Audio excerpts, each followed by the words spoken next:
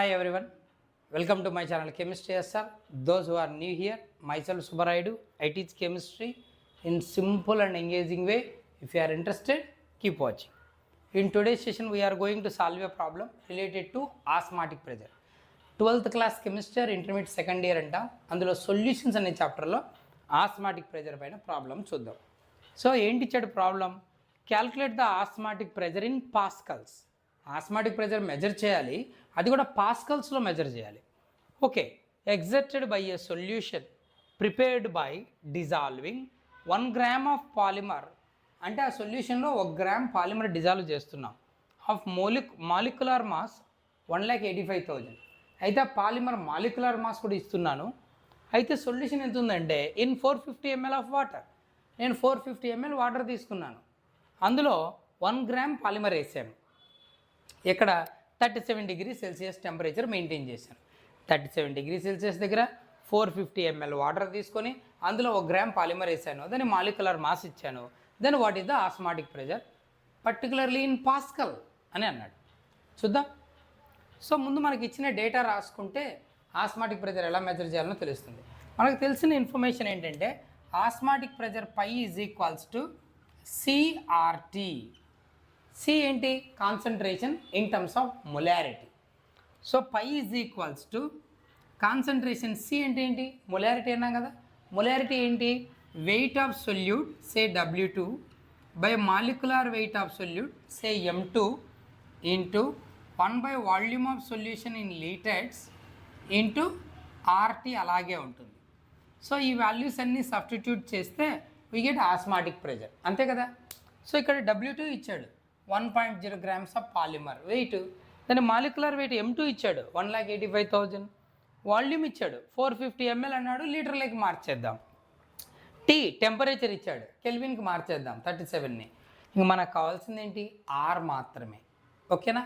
So పాస్కల్స్లో R value తీసుకుంటే మనకు osmotic pressure వచ్చేస్తుంది. చూడు ఏమి ఇచ్చాడు?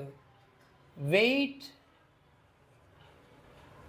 Of solute say polymer W2 అంటాం, 1.0 గ్రామ్ తీసుకున్నాడు. ఓకే సరే, W2 ఓకే. నెక్స్ట్ ఏంటి? మాలిక్యులర్ వెయిట్ కావాలి.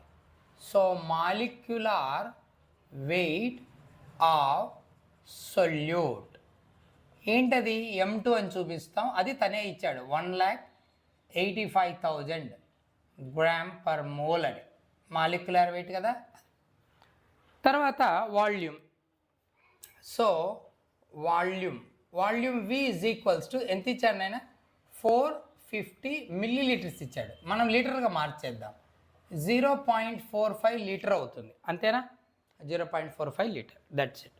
నెక్స్ట్ ఏం కావాలి? క్యాపిటల్ T ఎంత ఇచ్చాడు? 37 డిగ్రీ సెల్సియస్ అన్నాడు. క్యాపిటల్ T అంటే కెల్విన్ స్కేల్. కెల్విన్కి కన్వర్ట్ అవ్వాలంటే 273 యాడ్ చేయాలి. సో 310 కెల్విన్ అవుతుంది. Okay, temperature in kelvin. Okay, next R ideal gas constant. R is equals to 8.314 pascal కావాలి into 10 cubed pascal litre kelvin inverse mole inverse. ఇవి R value in pascal లీటర్స్లో. ఓకేనా, that's it. మరి అన్ని values ఉన్నాయి, osmotic ప్రెజర్లో substitute చేయాలి. Therefore osmotic pressure pi is equals to CRT. C అంటే మొలారిటీ కదా, వేసాం. So therefore pi is equals to W2 ఎంత ఇచ్చాడు నేను? 1 gram by molecular weight 1,85,000 into 1 by volume V ఎంత ఇచ్చాడు? 0.45 litre into ideal gas constant 8.314 into 10 cube into 310 kelvin temperature. ఓకేనా. So therefore pi is equals to న్యూమరేటర్లో ఏమొస్తాయి? ఆ రెండేగా. So 8.314 10 క్యూబ్తో multiply చేయి, అప్పుడు వాల్యూ ఏమవుతుంది? అది 8314 ఇంటూ 310 బై 1,85,000 ఇంటూ 0.45. ఆల్మోస్ట్ ఇది 0.5 అంటే ఇందులో హాఫ్ వస్తుంది. ఓకేనా. రైట్. ఓకే, సో ఫైనల్గా మన 30.96 పాస్కల్స్ వస్తుంది. ఇది మనకి ఇచ్చిన సొల్యూషన్కి osmotic pressure pascals. Okay, hope you understand. Keep watching for more videos. Thank